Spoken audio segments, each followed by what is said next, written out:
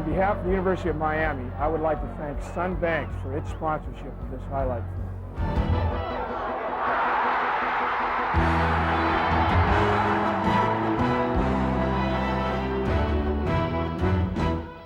They play with a style both spirited and bold, with an intensity and electricity that befuddles opponents and delights their partisans.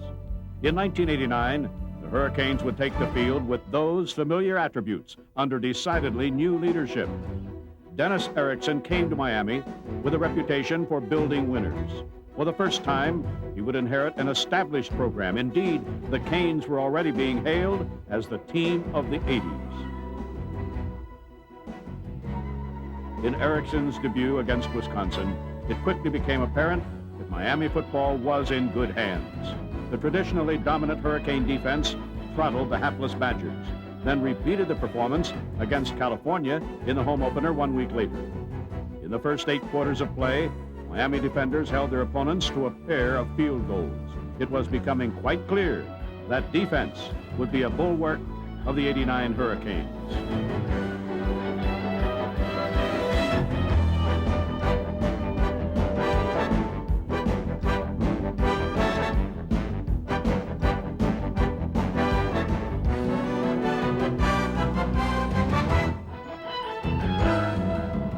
On the other side of the football, Miami fans anxiously awaited the debut of yet another Erickson, quarterback Craig. No, they're not related. Yes, they share key similarities: an intuitive knowledge of the game, a gambling nature, and a lyrical love of flying footballs. In his debut, this Erickson would merely throw for more yards than his 4 predecessors, gentlemen named Kelly, Kozar, Testaverde, and Walsh, had done in their first starts. On the ground, Miami could still run at will. During those first 2 weeks, Coach Erickson's new one-back offense would score 82 points, accumulating more than 900 yards of total offense. Dennis Erickson had silenced the skeptics, but through the sheer impressiveness of the 2 victories, he had created a pleasant problem. If the Canes were really this good, might not the school's 3rd national championship of the decade be possible? If the Miami offense had anything to say about it, the answer was a resounding yes.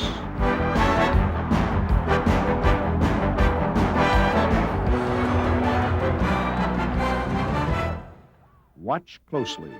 This is as slow as a football will ever travel in the hands of the Hurricane.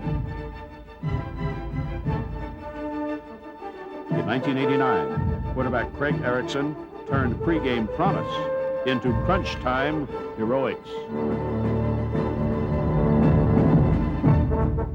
Craig Erickson became the 6th Hurricane quarterback to throw for over 2,000 yards in a season, completing 147 passes, 24 for touchdowns.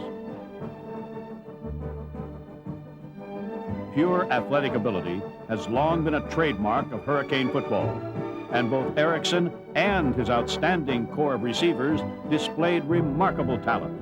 Number 81, Wesley Carroll, was a simply brilliant performer who led the Canes in receiving before a late-season injury. In addition to his pass-catching exploits, the speedy Carroll was among the nation's leaders in punt returns.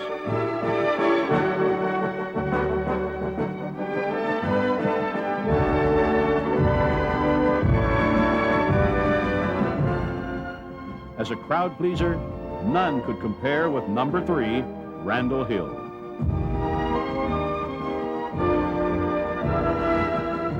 The team's fastest receiver led the club in yards per reception, averaging more than 15 per catch. Like Carroll, Randall Hill is only a junior. In fact, 5 of the team's top 6 receivers return in 1990.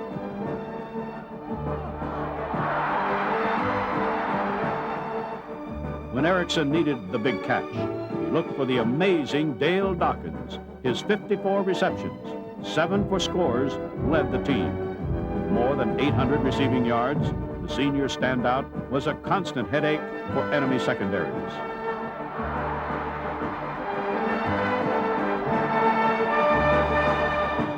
Dale Dawkins, Sunbank's Offensive Player of the Year.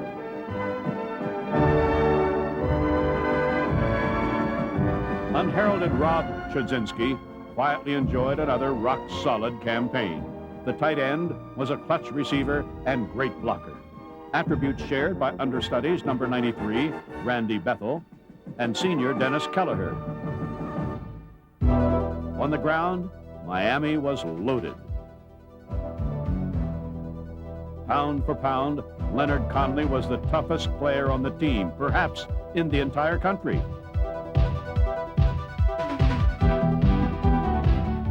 Number 28 was the school's leading rusher and led all running backs in receptions.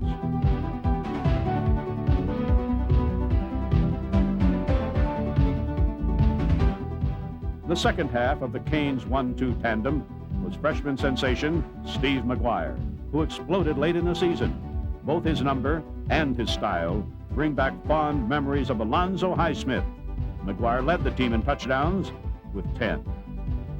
For pure speed out of the backfield, the Canes could count on number 21, Quicksilver Alex Johnson. The third-year speedster, along with fellow junior Shannon Crowell, added unprecedented depth to a star-studded backfield. In 1989, the Hurricane offense would average 454 yards per game, the second highest in school history. Week 3, Miami would remain perfect, throttling Missouri 38-7. Thus prepared, they would now face the first major challenge of the Erickson era, on the road against Michigan State. Midway through the first quarter, the Hurricane offense loses a vital component. Craig Erickson goes out with an injury, and backup signal caller Gino Torretta is thrown into the breach.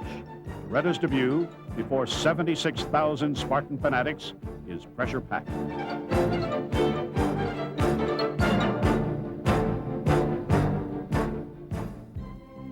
Late in the half, Torretta finds Wesley Carroll for a game-tying touchdown. The overflow crowd is temporarily silenced. Silence, that is, except for a small island of orange lost in a sea of Kelly green. Encouraged by Torretta's game effort, the Cane defense goes to work. The second half will be a Michigan State nightmare.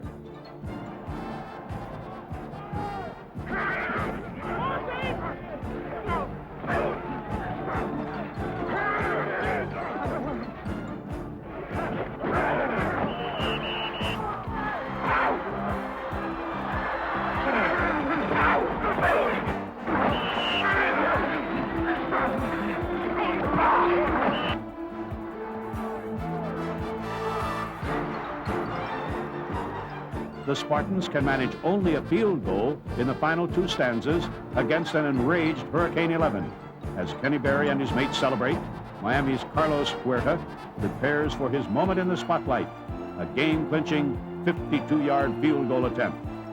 It's down, it is kicked, it is high. This one is not. It's good! He got it over the bar. I don't believe that one. Huerta's career-best kick is worthy of a bow. The third leading scorer in Miami history has capped win number 4. Defense, the name of the game. Nobody plays it better.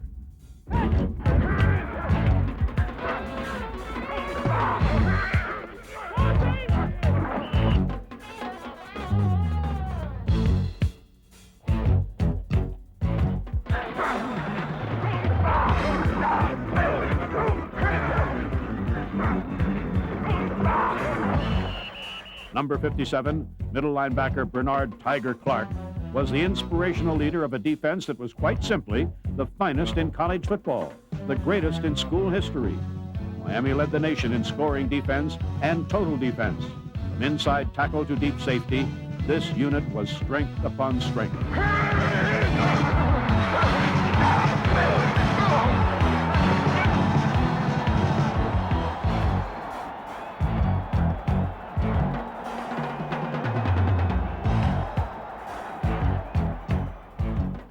Number 49, Maurice Crum, led the team in tackles for the second straight year, narrowly edging out number 38, underrated Rick Newbill.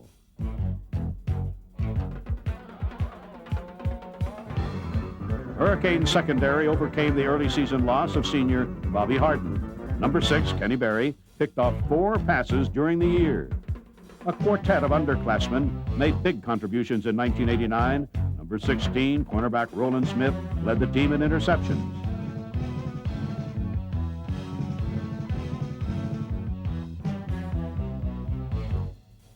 Number 47, Ryan McNeil, and number 2, Charles Farms, figure to be fixtures in the secondary next season.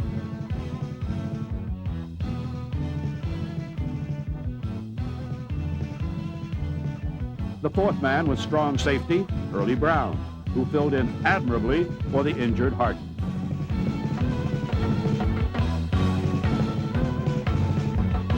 The key to good pass coverage is the play of the defensive line, and this defensive line was something special. Number 58, defensive end Willis Pegues, and number 67, second-team All-American Russell Maryland were two big reasons why this front was considered perhaps the best in college football history.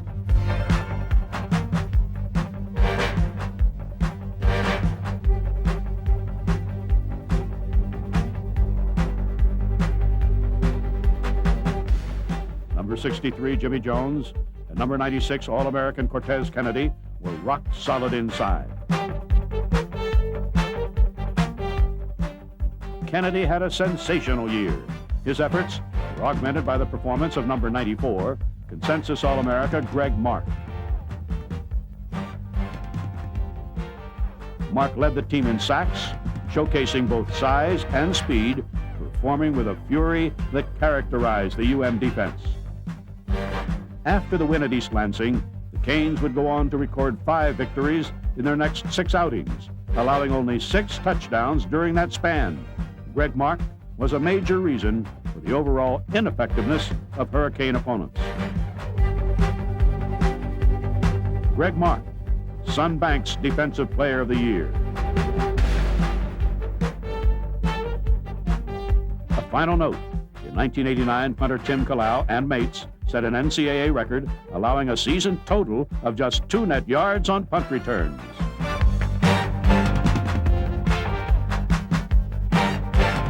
It was this kind of intensity that propelled Miami toward week number 11 and a football game of cosmic proportions. Well, the Notre Dame win proved that this new coaching staff could win the big game, that it could play with anybody in the country. And the game between the two maybe best programs in the country is always an outstanding rivalry. And of course, this year it lived up to what everybody thought it would. We played extremely well and had a great win, probably the best win in my coaching career. After the way we lost last year, I felt we had to play maybe at our top, or maybe even above ourselves, just to get that bad taste out of our mouth from last year, and I think we did that. So here it was at last, the showdown. 13 months earlier, a disputed loss to arch-rival Notre Dame had cost Miami its 2nd consecutive national championship. The Fighting Irish had claimed that crown and entered tonight's contest as the number 1 team in the land. But history belonged to the Hurricanes. 6 times, Miami teams had played number 1 during the 80s. 6 times, the Canes had won. Tonight, before the largest crowd ever to see an event in the Orange Bowl, Hurricane defenders vowed to extend that remarkable record. In the first quarter, the supposedly invincible Irish running game was stopped dead in its tracks. Notre Dame was forced to punt 3 times during the opening period. The Miami front wall was literally impenetrable.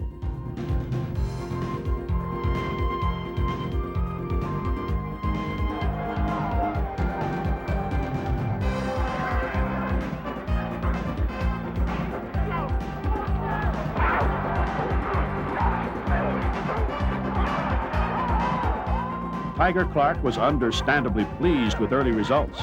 But what about Notre Dame's air game? The fabled Rice to Rocket combo. Rice rolling back to pass. Rice is looking, fires it deep. There's your bomb for the Rocket. It is intercepted by Roland Smith. Roland Smith intercepted at the 11, his 6th interception of the year.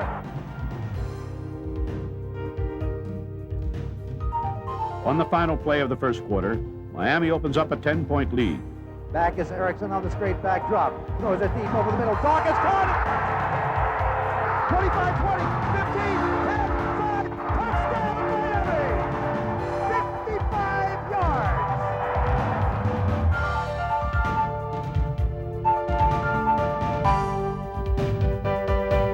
Extricating himself from his adoring legions, Dale Dawkins watches his defensive counterparts go to work, although the Irish fight back to tie the score.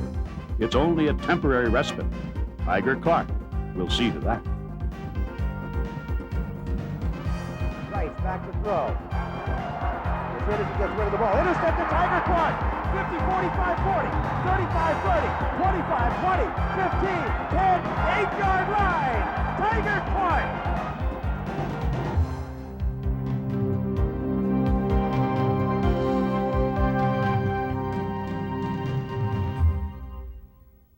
For the Hurricane offensive line, this play will come to symbolize the entire season. Throughout the year, they have gelled in the crucible of combat. Center Bobby Garcia, guards Rod Holder, Darren Handy, and Louis Cristobal, tackles Mike Sullivan and Leon Searcy. Just seconds remain in the first half. Third down and goal at the 5. Ball at the left hash mark. Miami going to our right. The turn, the give, the play action. McGuire, touchdown, standing up. McGuire's score sends a message to the nationwide television audience. Miami, heretofore known more for dazzle than domination, is manhandling the Fighting Irish. In the third quarter, the script goes from far-fetched to unbelievable. Miami converts a 3rd and 44 to highlight an amazing 22-play drive. 4 minutes remain in the third quarter.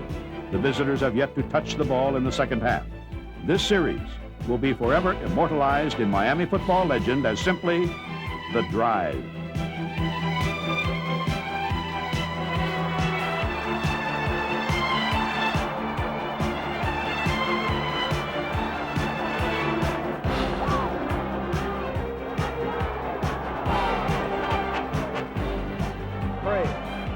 Waiting, taking, dropping, looking, throwing, talking, touchdown!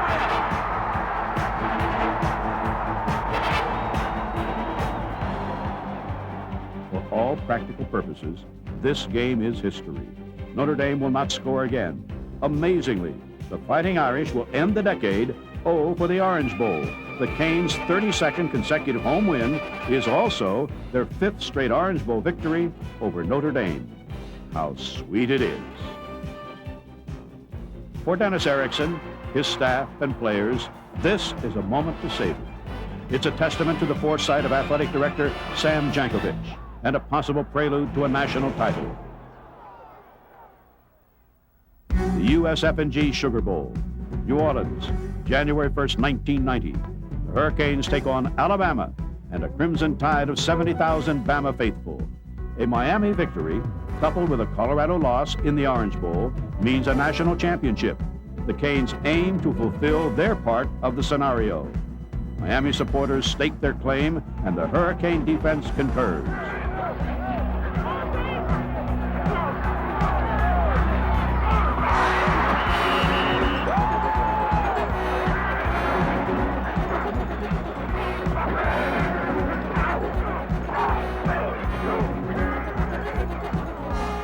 If the Canes appear just slightly superhuman to their harried foes, the conclusion is quite natural. As is their custom, Erickson and company will score first. They will do so with a well-balanced attack that stretches the outmanned defense. Steve McGuire's touchdown stakes UM to a lead it will never relinquish.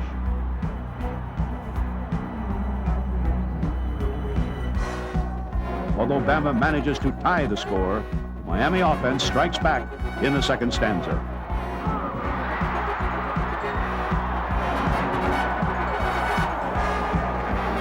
Second down and 10. Erickson the throw. Has the time. Throwing end zone. Wesley Carroll. Touchdown Miami. Wesley Carroll's touchdown reception results in a 6-point advantage. Alabama will counter with a field goal, but Miami immediately answers with an impressive 9-play drive, all of it on the ground. Alex Johnson carries for 23 yards to the Bama 17. 2 plays later, it's Leonard Conley inside the 5.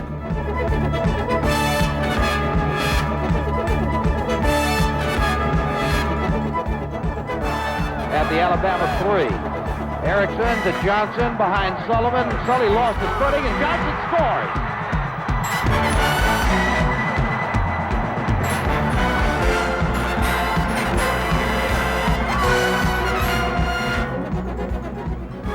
after intermission, Hurricane defenders turn up the heat.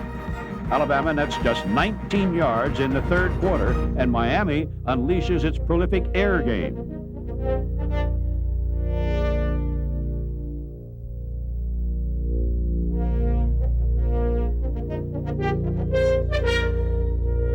Miami with a third down and 3. They're outside the Alabama 11. Erickson, play action to throw, and so touchdown, Rod Jasinski.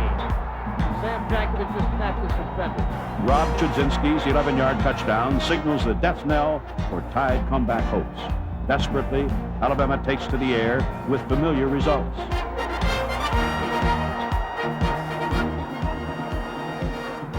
Charles Farms makes the play that sets up the game-clinching drive.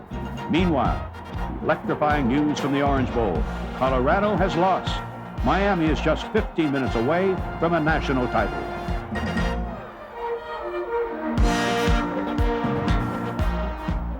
On the second play of the final period, Randall Hill runs to daylight, positioning his mates to capture the school's third national championship of the decade.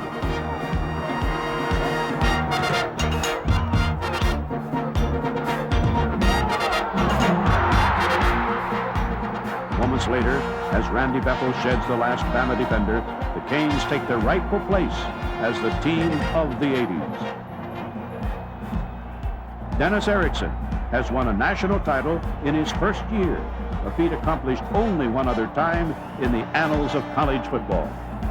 Even as the Superdome reverberates with the sights and sounds of victory, another decade looms, replete with a host of rapacious opponents taking dead aim at number 1.